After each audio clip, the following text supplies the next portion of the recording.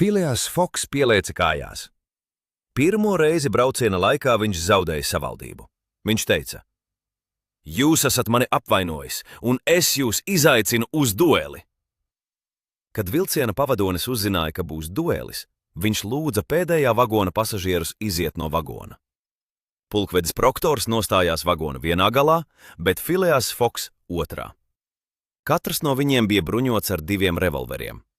Viņi norunāja, ka lokomotīvas svilpa būs signāls sākt šaušanu.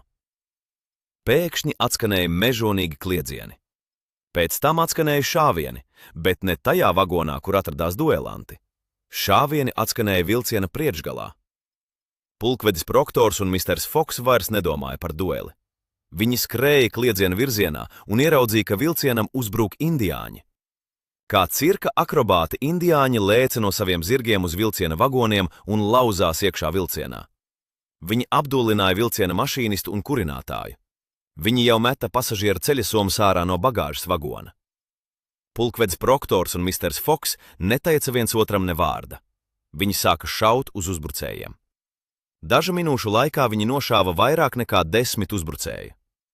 Indiāņi ievainoja vairākus pasažierus, arī pulkvedi Proktoru. Spēki bija nevienlīdzīgi, jo uzbrucēju bija ļoti daudz.